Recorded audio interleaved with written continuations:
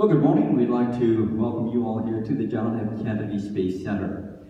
My name is Nick Thomas. I'm a communicator here at KSC, and today we're very pleased and privileged to have with us a woman who's flown both on America's space shuttle and on board the International Space Station.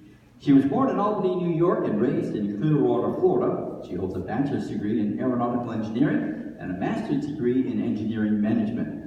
She worked at Kennedy Space Center for 10 years in a variety of assignments, including operations engineer in the orbiter processing facility and shuttle flow director for the orbiter Endeavour. She was selected by NASA as an astronaut in 2000. She's flown on 2 space shuttle flights, and she's also spent a 3-month-long tour of duty on board the International Space Station. She now pursues her next adventure as a full-time artist, sharing the beauty she experienced in space through her paintings. And she is with us today to share her remarkable perspective on all this history. Ladies and gentlemen, please welcome Astronaut Nicole Stott.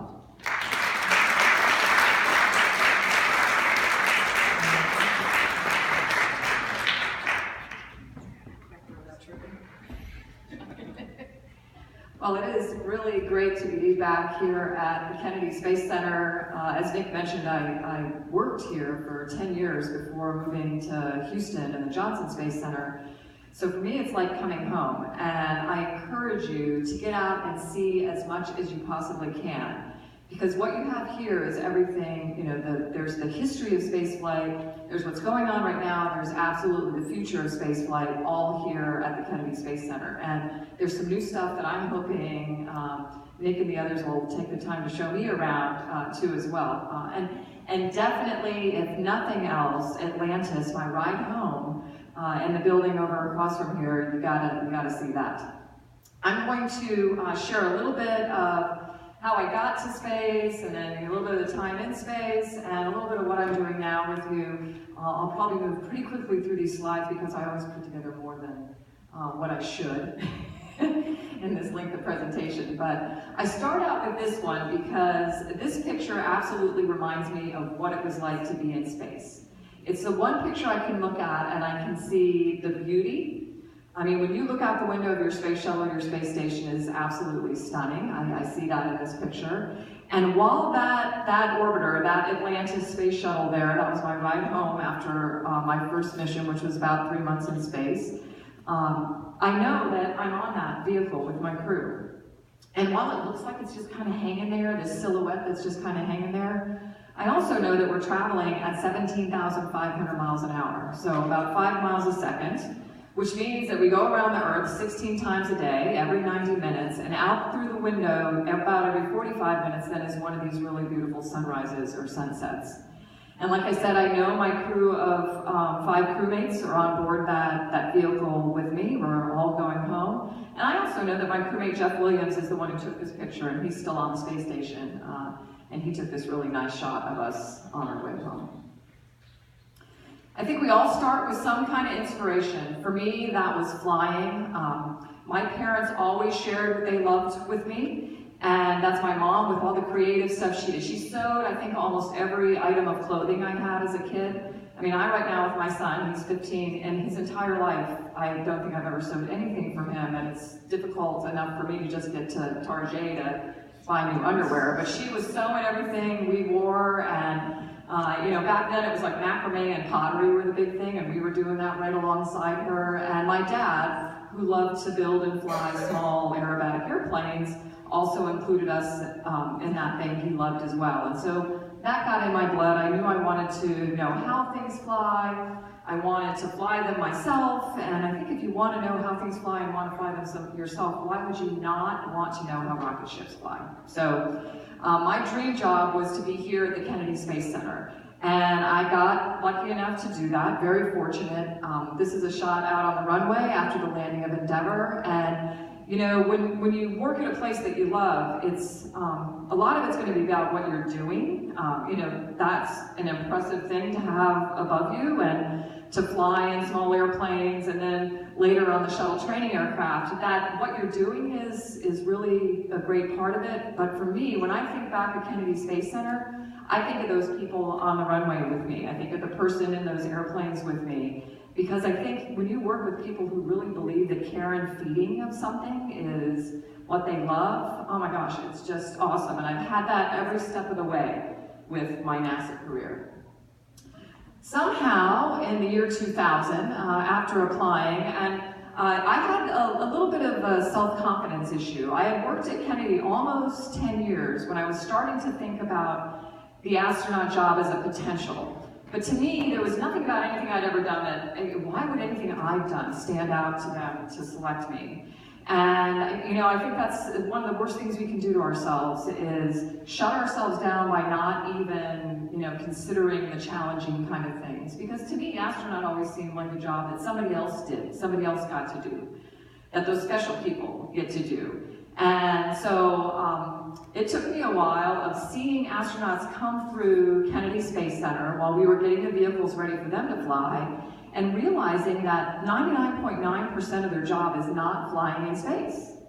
And probably about 80% of it was a lot like what I was already doing as a NASA engineer. So that raised the confidence a little, but it still took me talking to a couple of people that I considered to be my mentors to encourage me to pick up the pen and just fill out the application.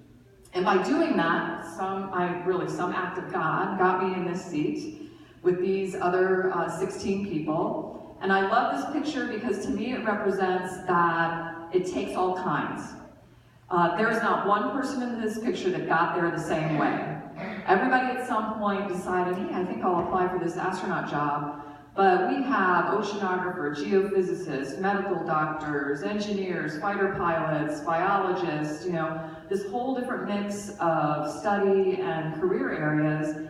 And we have people that are some of the most talented artists and musicians and chefs and rock climbers and house builders in the mix of this group too. And so when you go to pick a crew of 6 people to fly in space, it's nice to have that diversity. It's nice to have that mix. And it also, I think, means that you'll have a much more successful mission when you have that kind of mix. And just, you can tell this is our official NASA group photo, right? Yeah. Our nickname is the Bugs. We were chosen in the year 2000, and some of you might remember this whole, when we went from 99 to 2000, there was this thing called the Millennium Bug. They were all worried about computers crashing because of all the zeros and that kind of thing. And so our nickname is the Bugs. The class before you names you, and they try to come up with something a little bit disparaging, and we love this name though, because most bugs have wings, which means that you might get to fly someday. Unlike some of the other classes that are like maggots and sardines and things like that.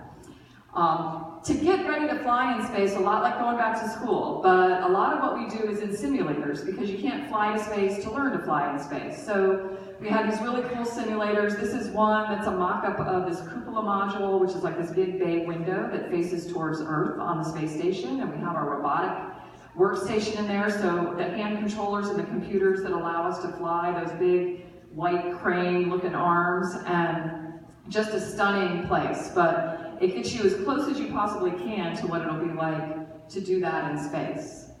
Most of the training, if not all in some way, is about how do you work together as a team, how do you work as a crew. And one of the places that we go to learn about that is underwater.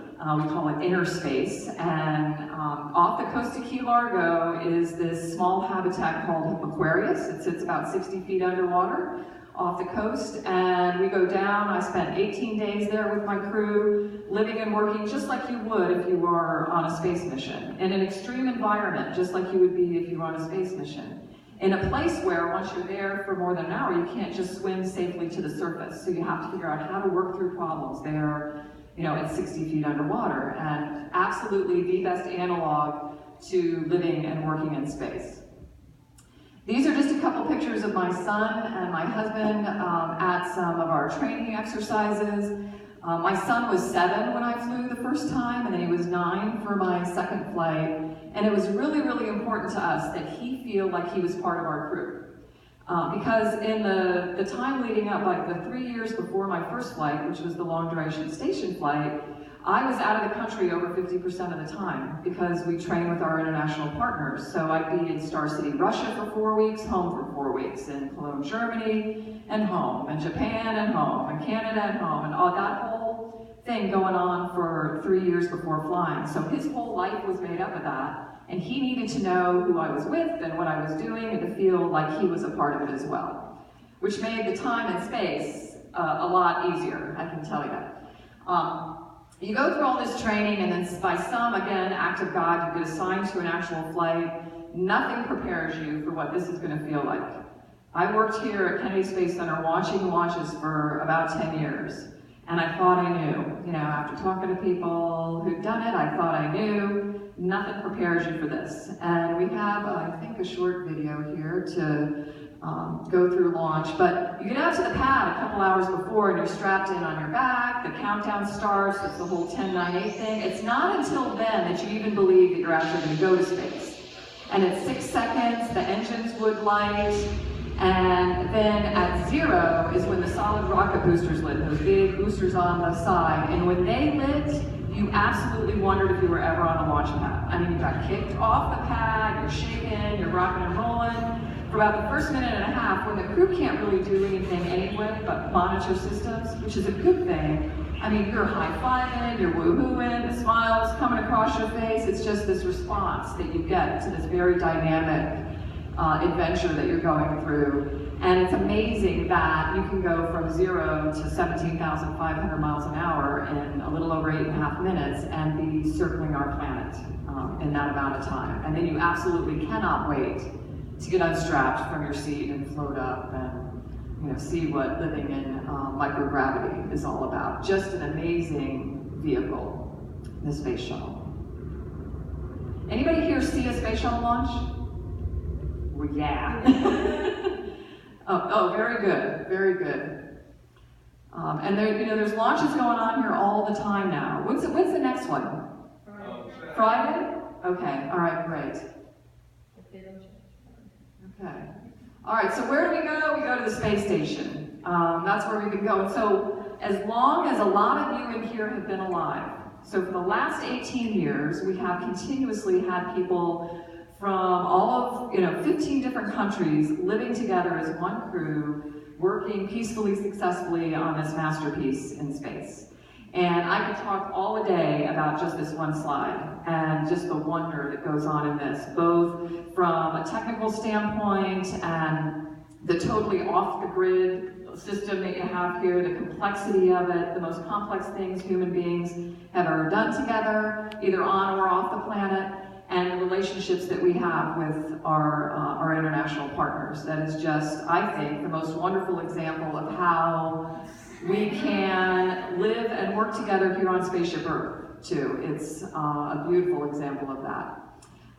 Like those things I showed you before, working here, getting ready to fly in space, it is about the people. These are the guys I spent my 3 months on the space station with. You'll see there's 9 people in this picture because we had an overlap of crews. One crew came up before the crew of 3 had gone down. And you can see we've got a mix of Frank Davino, our first European commander from Belgium. We've got several Russian cosmonauts, a few of us Americans there, Bob from Canada, and the only country we're missing is Japan. And then down here, second from the left, is a gentleman named Guy La Liberté, who apparently had a spare $40 to $50 million to fly as a tourist or a spaceflight participant with the Russians up to the space station.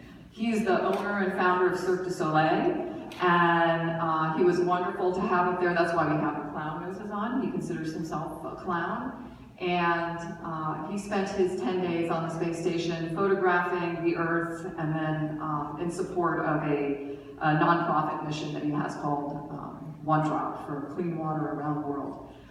While we're in space, on the station, it's a mix of everything. It's so great to be an astronaut these days because you get to do everything. You're the medical doctor, you're the plumber, you're the electrician, you're the scientist, and you're the person who does the outreach from up on the station as well. But we've got over, I think these days, almost 200 active investigations, research investigations going on at any given time on the space station.